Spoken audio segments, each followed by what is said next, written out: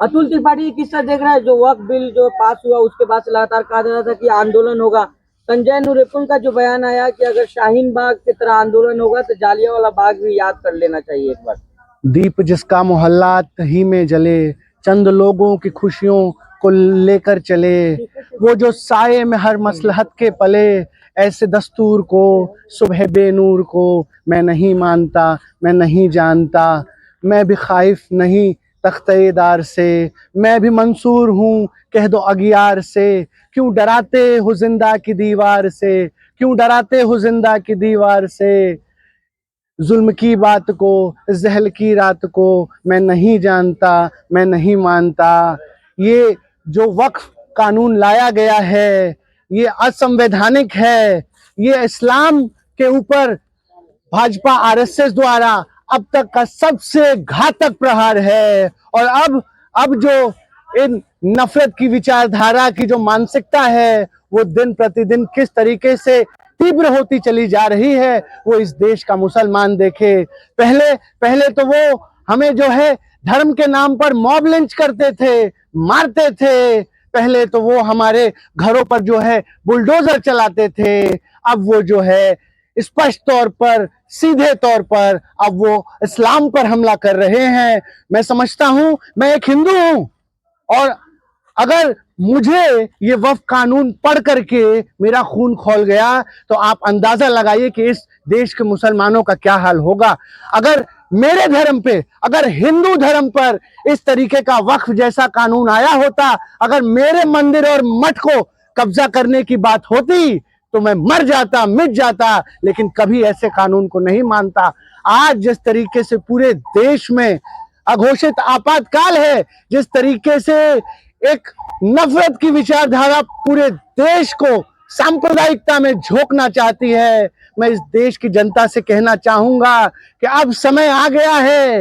निकलो घरों मकानों से, जंग लड़ो बेईमानों से, तब लड़े थे गोरों से, अब लड़ना है इस देश के संविधान मिटाने वाले, इस देश के भाईचारा खत्म करने वाले चोरों से। होम मिनिस्टर कह रहे हैं कि जो आप लोग कानून पढ़े वो सही नहीं है, उसमें हिंदुओं को जगह नहीं दिया जाएगा। देखिए, मैं सीधे सीधे कह रहा हूं कि ये जो वक्फ संशोधन कानून आया है ये स्पष्ट तौर पर पूरे देश में हिंदू मुस्लिम दंगे कराने के लिए लाया गया है।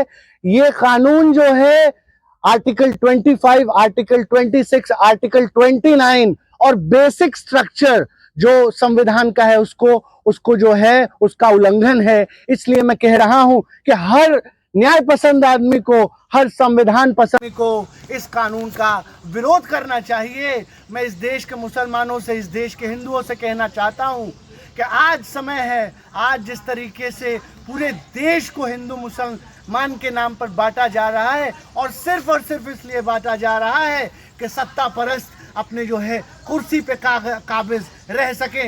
एक तरफ वक्फ बिल दिखाते हैं और दूसरी तरफ पेट्रोल, डीजल और गैस का दाम बढ़ा देते हैं। 50 रुपए का करारा तमाचा महंगाई के रूप में भारत की जनता के ऊपर इस सरकार ने मारा है। एक तरफ आपको औरंगजेब दिखाते हैं और दूसरी तरफ गैस, डीजल, पेट्रोल के दाम बढ़ा करके आपकी जेब काटते हैं। एक तरफ औरंगजेब दिखाते हैं, दूसरी तरफ आपके जेब से पैसा निकालकर अदानी के जेब में डालते हैं। ये हिंदू मुस्लिम तो बहाना है, असली मकसद इस देश को लूट कर खाना है। ये लुटेरों की सरकार है। आज आप बताइए, किसी के अंदर हिम्मत है सवाल पूछने की कि आज जब इंटरनेशनल मार्केट में पेट्रोल डीजल का दाम जो है 120 रुपया प्रति बैरल हो गया है, इसका मतलब कि इंटरनेशनल मार्केट में 24 रुपया लीटर पेट्रोल मिल रहा है और आपके घर में वो पेट्रोल कितने रुपए का दिया जा रहा है? आपके घर में वो पेट्रोल जो है 100 रुपए का बेचा जा रहा है। लेकिन अतुल जी, मुसलमानों का तो चूड़ी टाइट हो रहा है ना सर। खुलेआम लूट है और एक तरफ आपको फंसाते हैं हिंदू मुसलमान में और दूसरी तरफ आपसे जमीन हथियाते हैं, आपसे जो है महंगाई के नीचे दबा करके आपको खत्म करते हैं। पहचानिए इस नफरत की मानसिकता को। लेकिन से बड़ा आंदोलन होगा क्या वक्फ संशोधन कानून पे? बिल्कुल बिल्कुल, हम पूरे तरीके से मजबूती से पूरे देश में हम जा रहे हैं और जो भी गंगा जमनी तहजीब को मानने वाले लोग हैं उनको इकट्ठा कर रहे हैं और एक बात बता दें इन तानाशाहों को कि बूंद बूंद से समंदर बनता है। हम गली मोहल्ले चौक चौराहे जाएंगे और इस वक्त संशोधन कानून के खिलाफ क्रांति की अलग जगाएंगे। आपने पूर्व में देखा कि किस तरीके से इन्होंने CA/NRC लाया और CA/NRC में क्या हुआ। आज 5 साल हो गए CA/NRC में, आज 2000 लोगों को भी नागरिकता नहीं दी गई। इसका मतलब है कि ये जो सारे प्रोपोगेंडा है, ये जो सारी सांप्रदायिक की मानसिकता है, वो सिर्फ और सिर्फ मुस्लिम कौम को परेशान करने के लिए, उनको अपमानित करने के लिए, उनको नीचा दिखाने के लिए। बीजेपी कह रही है मुसलमानों को इंसाफ दिलाने के लिए लाया ये कानून। हाँ, इसीलिए तो कह रहे हैं कि मुसलमान को पहले 5 साल जो है वो ये प्रैक्टिसिंग मुस्लिम होना पड़ेगा। कितने शर्म और दुर्भाग्य की बात है कि क्या किसी और धर्म में इस तरीके का बेतुका प्रावधान किया गया है क्या?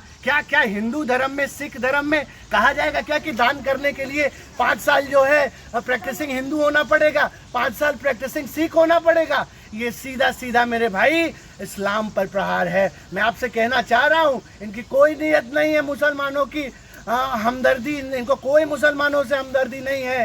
ये सिर्फ और सिर्फ सांप्रदायिकता फैला करके देश को अहम मुद्दों से भटकाना चाहते हैं। आज आप देखिए किस तरीके से पूरे देश की अर्थव्यवस्था ध्वस्त हो चुकी है। ट्रंप ने जो करारा तमाचा 26% का हमारी अर्थव्यवस्था पर मारा है, उस पर नरेंद्र मोदी जो है उनका एक शब्द नहीं निकलता है। नरेंद्र मोदी डर चुके हैं अमेरिका से। आज देखिए चाइना लगातार रिटेलिएट करता है। चाइना को इन्होंने 125% टैक्स किया। चाइना ने रिटेलिएशन में 94% टैक्स किया। ऑस्ट्रेलिया ने ट्रंप के टैरिफ का जवाब दिया और लाखों करोड़ का जो बीफ वो एक्सपोर्ट करता है उसने बंद कर दिया। हमारे देश में 56 इंच के सीने वाला प्रधानमंत्री डर चुका है, घुटने टेक दिया है उसने अमेरिका के सामने। इस ट्रंप के टैरिफ का क्या जवाब है हिंदुस्तान की सरकार के पास, पूछता है भारत। और अगर आपके पास जवाब नहीं है तो आप जो है छोड़ दीजिए। अरे कुर्सी है तुम्हारा, जनाजा तो नहीं, कुछ कर नहीं सकते तो उतर क्यों नहीं जाते? अरे वक्फ की जमीन का चर्चा कर रहे हैं तो आप लोग चाइना की जमीन का चर्चा करने लगते, गजबे हैं।